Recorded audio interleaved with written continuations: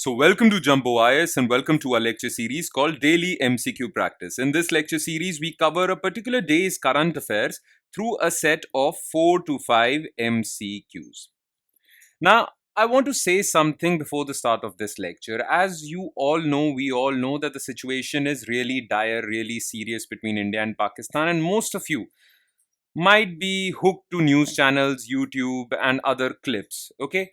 My advice to you would be that please allow the forces to do their job and you focus on your preparation. Okay. Please do not waste your time. Yes, it is genuine that some of you might be hooked to news channels, but the thing is that don't get too hooked.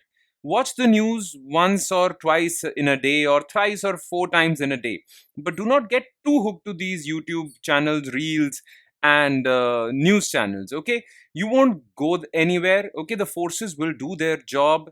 Many learned people are behind this. Okay, capable people are handling the situation. So you do your job, you focus on your preparation, watch the news once or twice. Okay, please do that. Okay, so these 4 to 5 MCQs are covered every day from that day's current affairs. So I won't delay further and I would straight away jump into the lecture. Okay, starting with question number 1. Consider the following statements regarding India-UK bilateral trade.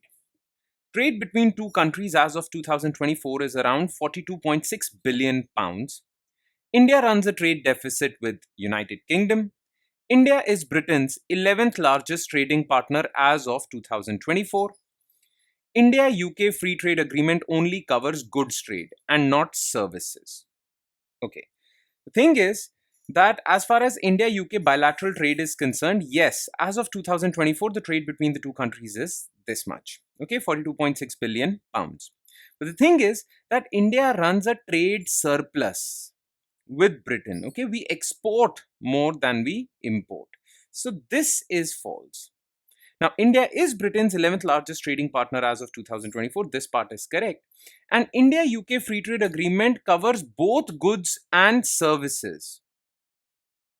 Okay, so this statement is false. Only two statements are correct. The answer is B. Okay, question 2. Consider the following statements regarding International Monetary Fund. The day-to-day operations of IMF are overseen by the Executive Board, which contains 25 executive directors. Executive directors are elected by governors representing their respective constituency countries. Each executive director gets one vote and all matters in the executive board are decided by majority vote. Okay. So yes, the thing is that IMF's day-to-day operations are undertaken by executive board. And this executive board contains 24 executive directors and one managing director. Okay, so collectively we say they have 25 executive directors because one of those executive directors is the managing director. He's the head of this executive board. He or she. Currently it's a she. Okay, so yes, this statement is correct. Now, who elects these executive directors? First of all, these executive directors come from member countries. So all the members of IMF are divided into groups. Okay, these groups are known as constituencies. So there is one constituency, that is India, Sri Lanka, Bhutan, and Bangladesh. So this is one constituency. Okay, so there will be one executive director from this. And who would elect that executive director? The governors of the central bank. For example, India's central bank is RBI, right? So the governors of the central banks of each country would elect a executive director from one group. Clear? Generally, this executive director comes from India only. Clear? So executive directors are elected by governors representing their respective constituency countries. Yes, absolutely correct. So the executive director that goes from India represents all these four countries. Okay. The term for executive director is 3 years and the term for managing director is 5 years. Remember this also. Now, each executive director does not get one vote. The thing is that the vote share of one executive director is based on his or her country's quota. So each country has a quota.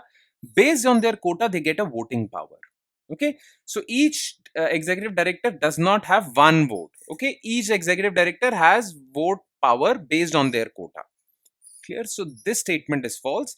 The answer is 1 and 2 only, A. Question 3. Which of the following statements are correct regarding Karuga Hills?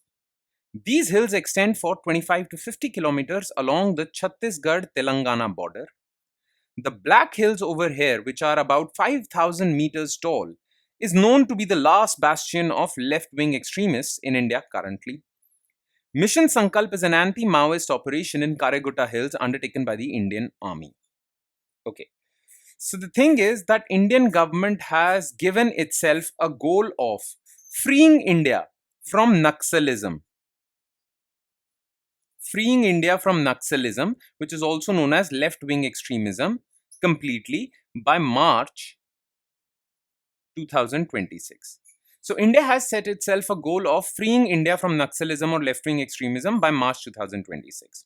Now, Naxalism is almost over as per the security forces, but there are a few places where Naxals still carry out their activities and they have some hideouts. Now, India wants to eliminate everything. One such big hideout is Karuga Hills along the Chhattisgarh-Telangana border, which is considered to be the last bastion of Maoist or Naxals. Okay.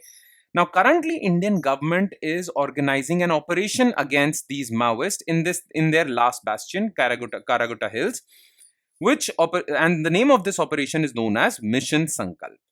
Clear? Now, as far as Karuga Hills are concerned, these are 25 to 50 kilometers as far as the range length is concerned along the Chhattisgarh-Telangana border. Absolutely correct. Now, a particular type of hills found in these Karuga Hills is Black Hills, which is considered to be the last bastion of Naxals. Okay, because of their difficult terrain, it creates good conditions for hiding. And that is why security forces find it difficult to, attack Naxals in this area. Okay, plus those Naxals have adapted to those conditions. Clear? Now, these Black Hills are over 5,000 meters tall. Absolutely correct. Is known to be the last bastion of yes. Now, Mission Sankalp is an anti-Maoist operation I just mentioned in Karuga Hills, as I just mentioned, but it is not undertaken by the Indian Army. It is undertaken by CRPF, especially CRPF's Cobra Battalion. Okay, which is a anti-Naxal battalion. Then State Police, Chhattisgarh State Police is in the operation. Then Bastar Guard. Okay. Then Special Task Force. So most of the paramilitary forces are involved in this. Indian Army is not involved in this. So this is false. Answer is 1 and 2 only. And last, consider the following statements regarding civil defense drills. You must have heard about this. Civil defense drills in the wake of war-like situation between India and Pakistan. Government ordered civil defense drills in many cities. Okay. So these drills are being conducted in civil defense districts as per the Civil Defense Act of 1968. Civil defense districts are demarcated by Ministry of Defense based on their vulnerability to attacks or their sensitive location like border areas, proximity to critical infrastructure. There are in all 259 civil defense districts. Okay. So the thing is that in 1968 we enacted Civil Defense Act, and that Civil Defense Act gives power to the government to organize various events in case of a war-like situation. Okay. So it involves civil defense drills. It involves taking over essential communication lines for defense purposes. It involves taking over highways also, blocking those highways for private people for movement of troops and all that. So all these powers are with the government under Civil Defense Act. So under this Civil Defense Act, civil defense drills have been ordered by the government in civil defense districts. Okay, so this part is correct. Now, these civil defense districts are those districts which are identified by Ministry of Defense based on their vulnerability to attacks by the enemy or their sensitive locations. For example, border districts or some locations which are close to important highways that the enemy might target, nuclear installations, okay, critical communication, power infrastructure installations. So yes, this is also correct. And in 2010, India announced that there are 259 civil defense districts. So we will go by this information. So this is also correct. All statements are correct. The answer is D. And with that, we conclude today's session. Thank you so much for everyone. So much for watching, everyone. And I'm sure it has added value to your preparation, but it will add more value. And let me tell you, it would add more value if you would spend less time on thinking about the warlike situation between India and Pakistan and spending all your time on YouTube or Reels or Instagram, and rather than you focus on these lectures. Okay, so be consistent with these things. Clear? That would be all. And I would sign off on that note with the promise of seeing you again with another set of MCQs. Thank you, everyone.